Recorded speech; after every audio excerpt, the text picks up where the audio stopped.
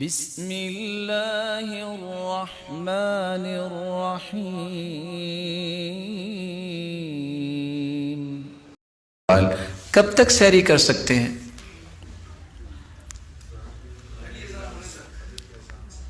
پہلی اذان ہونے تک۔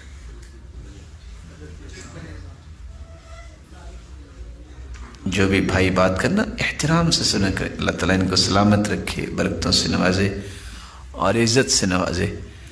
اس طرح جو مشارکت ہوتی نا، اس کا مطلب ہوتا ہے صحیح بات تک پہنچنا۔ جو بھی بات کرے مسکرا کے خندہ پیشانی سے اس کی بات اس طرح سنے کہ وہ مجھ سے زیادہ جانتا ہے۔ یہ بھی ادب ہے مجلس کا۔ پہلی اذان اور دوسری اذان، سحری کس اذان پہ بند ہوگی؟ کیا جی؟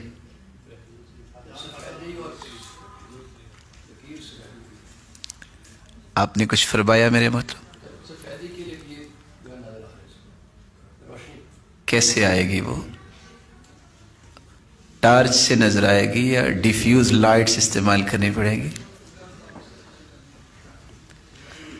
کون بتائے گا میرا اور پیارا بھائی؟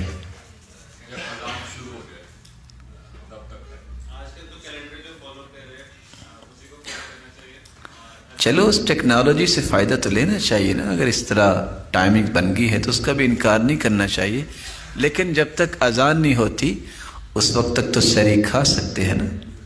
اور اذانیں دو ہوتی ہیں، پہلی بھی اور دوسری بھی۔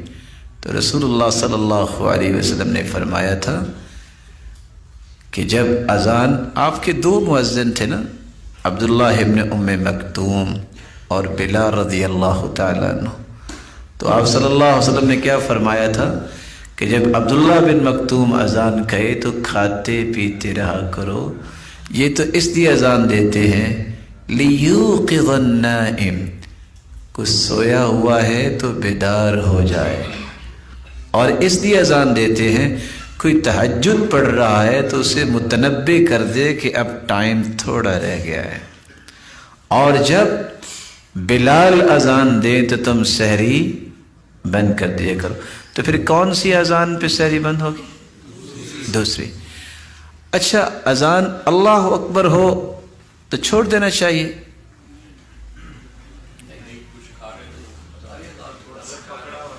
کچھ جواب تو دینا چاہیے نا آپ کو۔ آپ ویسے کیا کرتے ہیں؟ ویسے ماشاءاللہ روزے تو رکھے نا آپ نے، لگتا ہے کافی سال رکھے ہیں ماشاءاللہ۔ کیا کرنا چاہیے؟ مثال کے طور پہ ایک شخص کے ہاتھ میں لقمہ ہے اور اس نے لقمہ اپنے منہ مبارک میں بھی ڈال لیا ہے، کیا پھینک دے اسے یا چبا لے اسے یا ہاتھ میں تو اسے بھی پھینک دے؟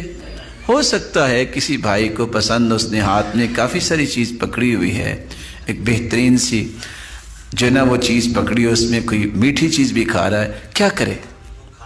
دیکھیے یہ چیزیں میری اور آپ کی زندگی کا حصہ ہے۔ ہم اگر آپ چھپا جائیں گے تو ہمیں مسئلہ سمجھ میں نہیں آئے گا۔ کیا کرنا چاہیے؟ دیکھ لینا، آپ لگتا ہے ایسا ہی کرتے ہوں گے۔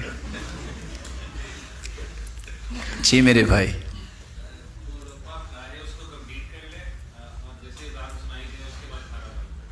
کھانا بند کر دیں۔ اس کے بارے میں آپ کی خدمت میں ایک حدیث پیش کرنا چاہوں گا۔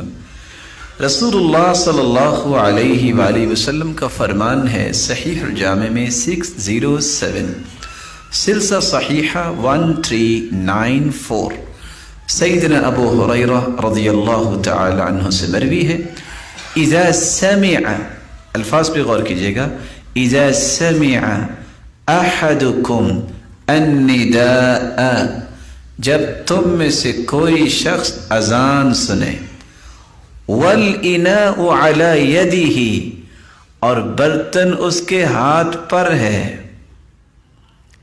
پھر سنیے گا، وَالْإِنَاءُ عَلَى يَدِهِ، اس نے ہاتھ میں برتن پکڑا ہوا ہے، پھر کیا کرے؟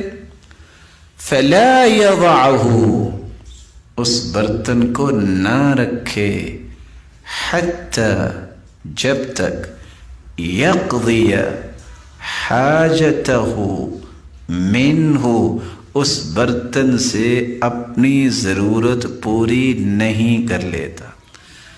اچھا کتنے لقمے کی گنجائش نکلی؟ ایک کی کہ دو چار کی؟ بولے جب آپ کی ضرورت پوری ہوگی۔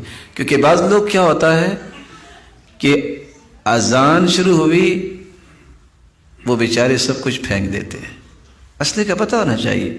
لیکن اس کا یہ بھی مطلب نہیں ہے کہ ہاتھ میں برتن ہے تو جو ہی اللہ اکبر ہو جلدی سے دونوں ہاتھوں میں برتن لے لیے، اب وہ رکھیں گے کیسے اور حاجت کیسے پوری کریں گے؟ اس کا یہ قطعاً مطلب نہیں ہے۔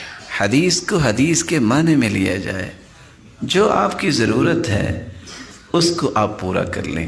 وہ ایک لقمہ بھی ہو سکتے ہیں، دو لقمے بھی ہو سکتے ہیں، لیکن اس میں انسان کو غلط استعمال نہیں کرنا چاہیے۔ غلط استعمال کے پتہ ہے اس کو کہ اب یہ میرے ہاتھ میں تو ہے نہیں، اس کو ہاتھ میں لانے کی کوشش نہ کریں، اور نہ ہی لوگوں پہ اس طرح فتوے لگانے کی کوشش کریں کہ آپ نے چونکہ اذان ہوئی تو آپ یہ جو لقمہ کھا رہے تھے اس کو چبایا ہے نا، آپ کو تو روزہ ہوا ہی نہیں۔ اور بیچارے کتنے فون کرتے ہیں، آپ حیران ہوں گے۔ یعنی ان سوالات سے خوشی بھی ہوتی ہے کہ مسلمانوں میں بہت ساری نیکی کی خواہش ہے، تڑپ ہے، اور مسلمان بیچارے پریشان ہوتے ہیں جی ہمارا روزہ ہوا کہ نہیں ہوا۔ اس کا مطلب ہے کہ ان کو فکر ہے کہ ہمارا روزہ کہیں ضائع نہ ہو جائے، اور اس کو اپریشیٹ کرنا چاہیے کہ مسلمانوں کے اندر یہ جو تڑپ اللہ نے رکھی ہے یہ معمولی تڑپ نہیں۔ رب تعالیٰ ہر ایک کی عبادات کو قبول فرمائے۔